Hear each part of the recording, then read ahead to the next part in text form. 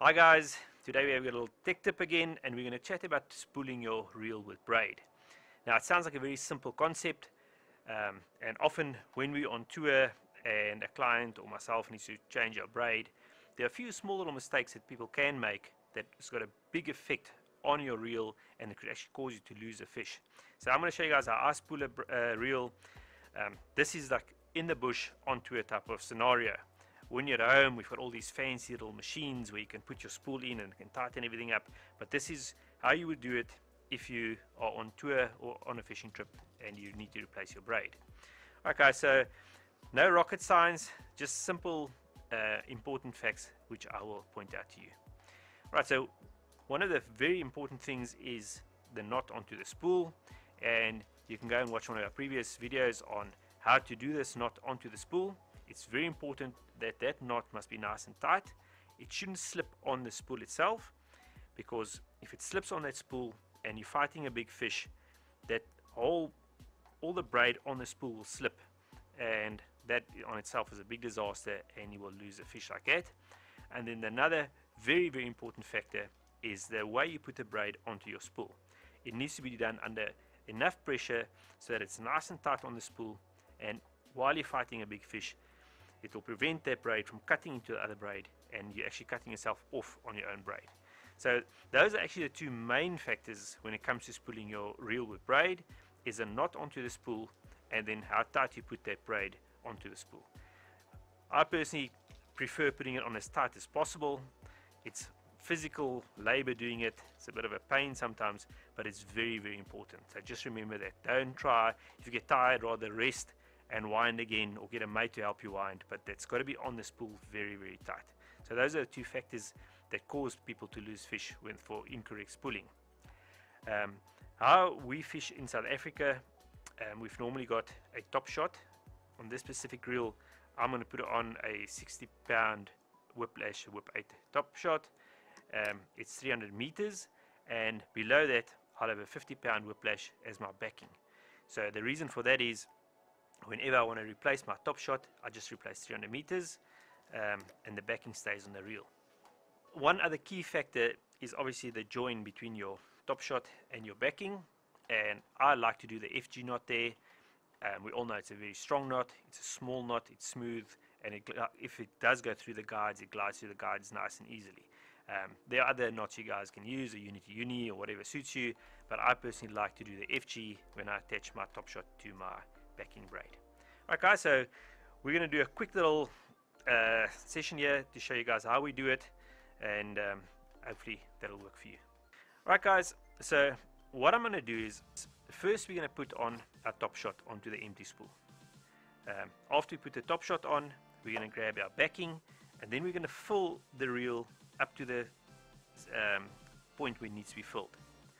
And after we've done that, we're going to swap everything around.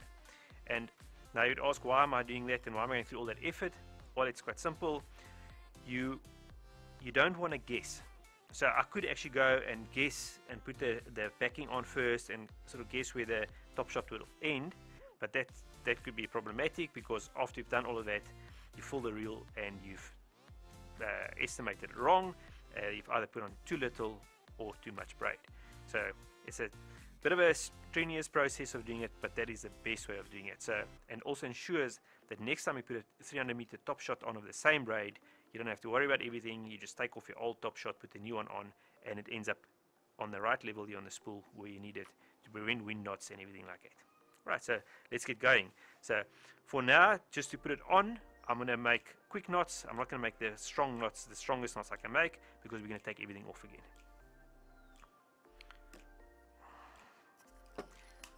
So I've got my little stick here. It's an old piece of rod that I always used to put on line.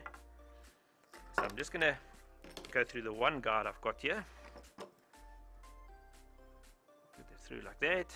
This just helps with the whole winding process. And then for now I'm just going to put a normal uni knot onto the spool quickly, which I'm going to cut off again later. Alright guys, so remember, if you want to check out the proper way to do these joining knots, go have a look at our previous video and you'll see how to do those. So this is just a temporary one, because we're going to cut it off again. making it so I prevent it from slipping anyway.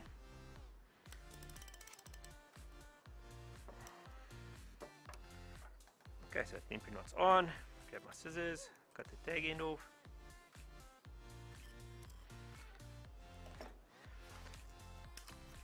And then we're ready to go. Right, so tighten the drag, very important because we want to put that under pressure. And this is the part where you need someone to help you if you're doing it without any device. If you've got no device with you to hold the spool and put it under pressure. So normally I just get a mate, and I've got this little shaft I'm going to take out, and he can hold this for me under pressure. So I've got this little device which I always use for spooling my reels and stuff.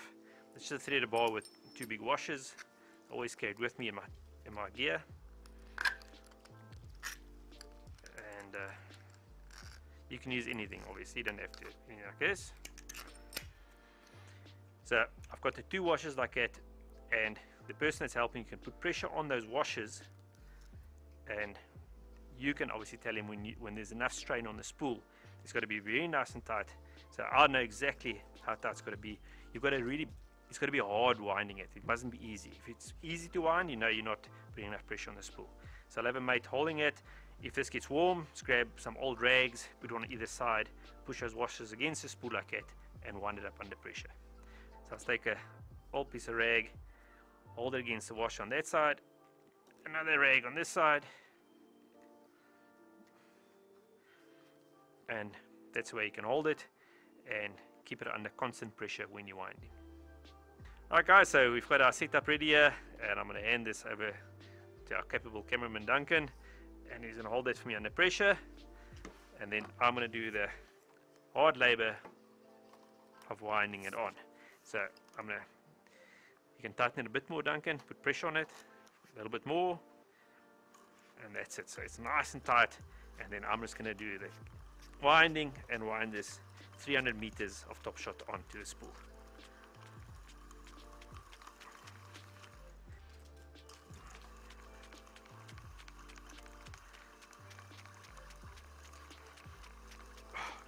And it's really difficult. I can feel the strain, but that's the way it should be, rather too tight than too loose. And the way to feel after you've wound a bit, let me wind a bit more on. We've got about, let's say, close to 100 meters on now.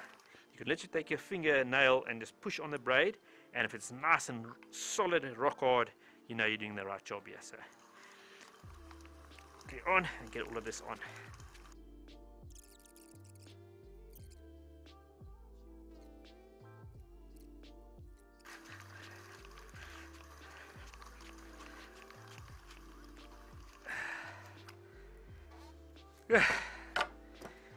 Alright, that was a bit of labor, but there we've got our 300 meters of whiplash on, and now we're going to grab our top shot and fill the spool to its mark, and then swap everything around.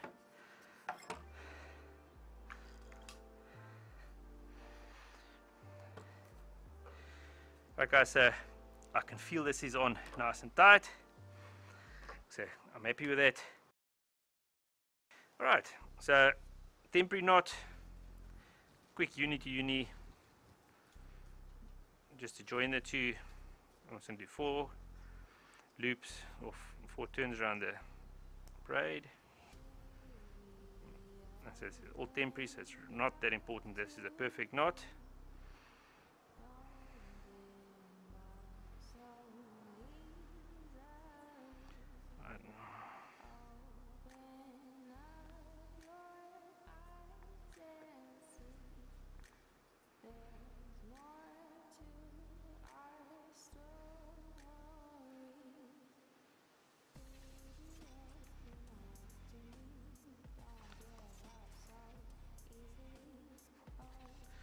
Let's cut this tag ends off a bit so they're not in the way.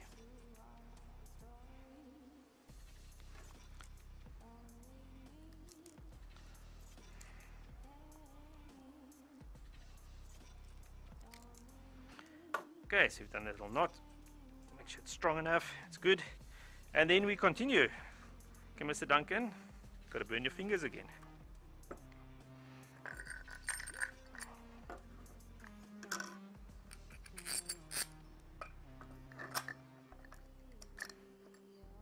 Alright, so let's finish this off.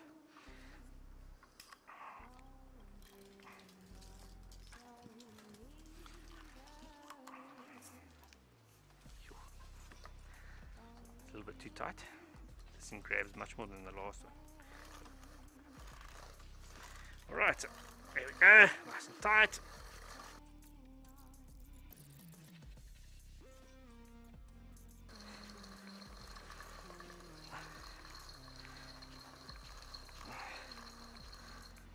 Alright, perfect.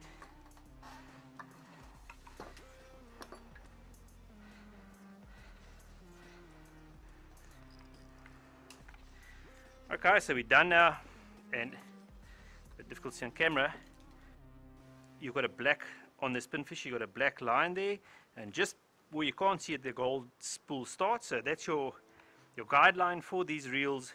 So never overfill, especially on these pen reels. If you overfill, you will get wind knots. So use a guideline, so you've got about a 1.5 millimeter gap to the rim of a spool, and that's enough. Don't feel like it's underfilled. That's the way it should be. If you overfill it, you will definitely get wind knots. So just remember that when you're filling your pen reels. Very, very important. Okay, so we've done that now. I'm going to cut this my backing braid off, and then it's a simple process of just swapping everything around. So we've got the spool full.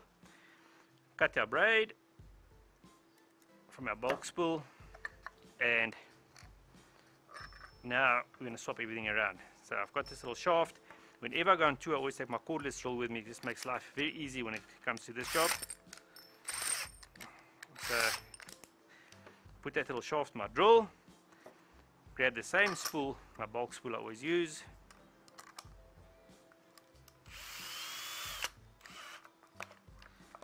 Put it in the drill. So what I'm going to do now, I'm going to take off everything again, because obviously this should be at the bottom of the reel, and the top shot on the inside should be at the top.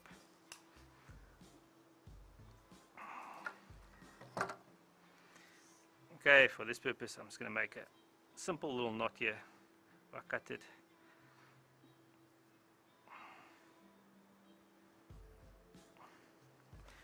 Right, and then I'm just going to put my reel down like that.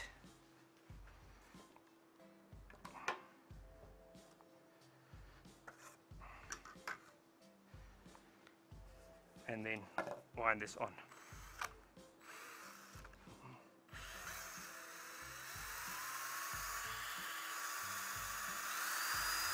You'll see when I'm winding this braid off onto the spool, I'm going zigzag across quite fast. The last thing I do is have a nice line like that, and when you take it off again, it cuts into the other braid. So by doing this, you'll prevent it from cutting into the braid on the spool, because obviously this is not under huge pressure.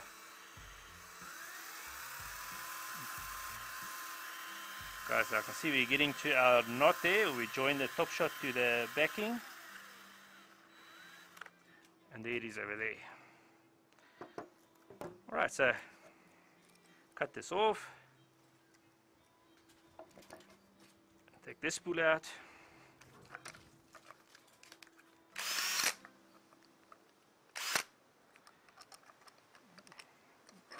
put it one side for now, grab our empty little whiplash spool, the top shot spool,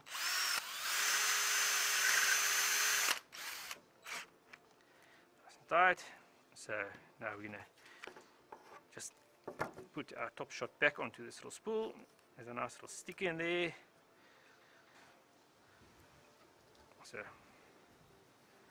put the braid on like that, and then we wind the top shot off.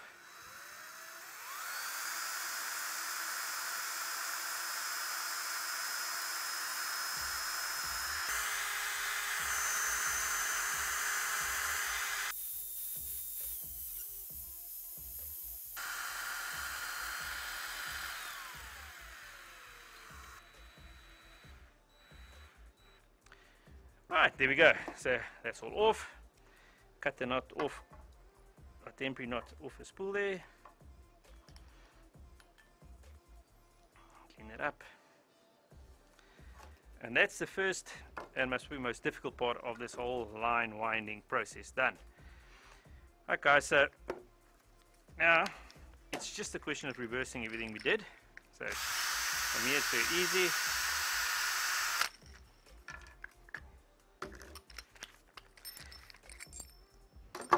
So what we've got here on the spool, we've got our backing measured up to the right point with that little knot, and this is our 300 meters of whiplash top shot. So from here on, very, very simple.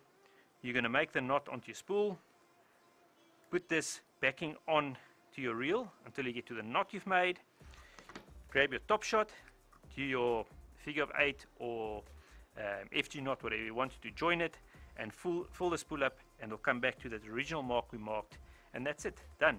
So it's a little bit of a labor intensive job, but if you've done it like this, you know it's correct. Next time you want to fill up your reel with a top shot, it's easy. Take your top shot off, just put the new top shot on, and everything's perfect. Alright guys, so as I said, it's not the easiest thing in the world to do, but I'm sure for the new guys out there who just started fishing, that'll help you to set your reel up for going fishing.